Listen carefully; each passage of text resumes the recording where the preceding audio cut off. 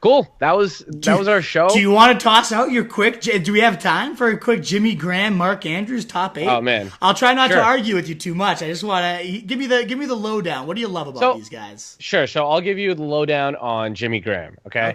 Okay. So I want you guys to realize that Matt LaFleur, as much as people want to say he's a Sean McVay guy, he's not. That's completely wrong. He's a Kyle Shanahan guy, right? And with this offense, if you look at what he did in Tennessee last year compared to what he was doing in LA the year before, right? You guys remember Jared Goff and Sean McVay's first year together where Sean McVay would be like, hey, I have a headphone in Jared Goff's helmet so I can tell him how to audible, right? Sure. So who was really calling the plays there? Was it LaFleur as the OC or was it McVay as the head coach? Definitely McVay. Yeah, I'm with Definitely you. McVay, Oh, right? Yeah. Right. So, and we kind of see that because once LaFleur left, the same offensive scheme was still there. So it was definitely Sean McVay's offense going 3 wide constantly at the highest rates in the league. But then you look at what LaFleur did. Okay, so in Tennessee in 2018, 11 personnel plays, they called at the 7th fewest out of all 32 teams, right? Mm-hmm. 1 RB, 1 tight end, 3 wide receivers. They only called that 58% of the time. They called 12 personnel plays, meaning with 2 tight ends, 26% of the time, which was the 4th highest, only behind Houston, Philadelphia, and KC. And then 13 personnel plays, that's 3 tight ends on the field, 1 wide receiver, 1 running back. They call that 13% of the time, which was the 2nd highest, only behind Cleveland. Okay, if you look at the moves that LaFleur's made as well, where he's tried to pick up tight ends in free agency. I mean, Michael Roberts, that kind of was a wash where he got cut because of a due to failed physical, but he's picked up a couple of names. They drafted Jace Sternberger is his name, yeah. Jace Sternberger, who I think could be, I have him pretty high in dynasty rankings, absolutely. But he's a good blocker as well. And I think LaFleur utilized that H-back role a lot more often than not, especially with Jimmy Graham near the goal line. Jimmy Graham was being used in the slot, and at his age right now, that's not going to work. He's not separating well, and I think LaFleur knows how to put his guys in the best position possible. And combine that with the fact that Aaron Rodgers needs to get the ball out quick, right? That's going to be an emphasis now in this offense where you need to get the ball out quick. You can't punish your offensive line by holding on by 4 or 5 seconds. I think Jimmy Graham is a really good H-back who could clip a defensive end or who could clip a linebacker on his way out to the flat, get a nice little dump off from Rodgers and do something with it. And, of course, the mismatch weapon, he's still mismatched towards the end zone with Aaron Rodgers throwing 25 touchdowns on a hobbled leg last year. I think that only goes up this year, and I think Jimmy Graham gets a big chunk of that as well. My only question would be why would you use Graham as the H-back instead of just one of the running backs themselves? LaFleur and them have always been so much about peppering the running backs that would be much more dangerous after the catch than a Jimmy Graham or one of their 2 more athletic freak tight ends. Jay Sternberger, great run after the catch threat. Who was the rookie last year? He had a couple beastly. I can't remember his name. He had a few great catches down the seam. And there's been a ton of training camp hype about him. I can't think of it off the top of my head. I don't know. You brought up a couple points that I think go against Graham is that he's facing a little more competition this year. He wasn't really doing it last year when he had less numbers and mouths there to feed. And it is a more Shanahan scheme than it is a LaFleur scheme. I mean, a McVay scheme, that's fine. But even Shanahan, outside of Kittle's monster year, hasn't really had these offenses, whether it was Jake and Tammy or Austin Hooper when he was with the Falcons, John Smith last year. I mean, none of the Titans tight ends really did. Not that John Smith's a great talent, but he had 258 yards and 3 TDs. I'm looking at right here.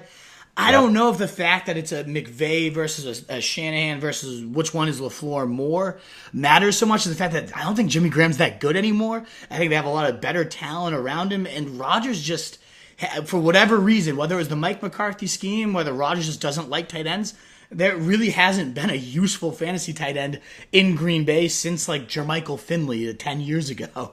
So I don't know. To me, there's just a lot more intriguing upside where Graham goes. I don't know if I see the ceiling that you're seeing here. I see the touchdown upside here only because, he was being utilized pretty poorly in this offense last year where he was primarily running his routes out of the slot where he ran 535 of them out of the slot. third out of all tight ends, and he had 36 slot receptions, which was fourth out of all tight ends.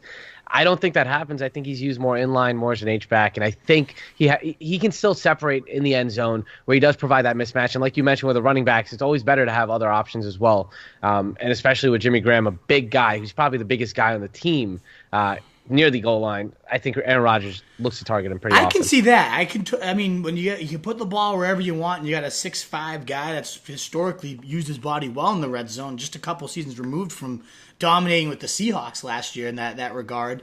I wouldn't be shocked to see him put up good touchdown totals, but even that year with the Seahawks when he was putting up 11, 12, whatever it was, touchdowns, I think he led the league in red zone touchdown percentage that year.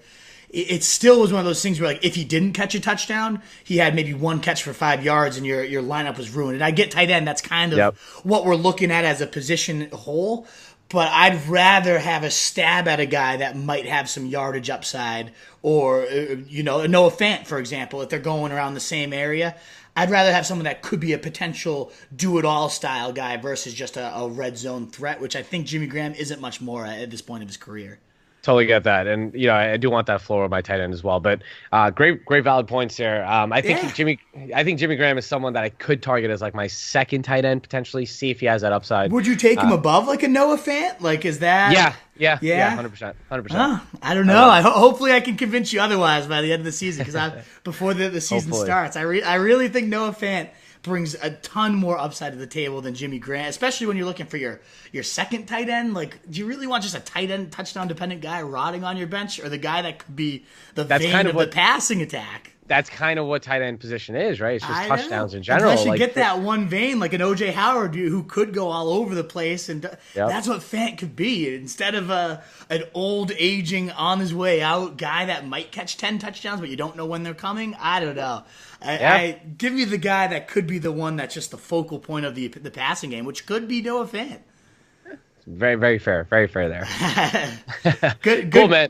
Always, as always, man. I always love going back and forth with you. Always. The show is awesome. I really enjoy talking shop with you, man. I like going back and forth with you. I hope the listeners like it too. It's always like it's already over. I was just like, what was that? 30 minutes? I look, it's like an hour and 10 minutes are down. Jesus, right. I never realized how much time we've been talking together. Yeah, it's always great. We could talk shop for hours, man. Literally, we could. I think, yeah. Yeah. So why don't you let both of our listeners know where to find your podcast, where to find your socials, and I'll do the same right after. Absolutely, man. So again, this is the Wolf of Roto Street. The Fantasy Fullback Dive is my standalone podcast, which you can find at ffbdpod.com or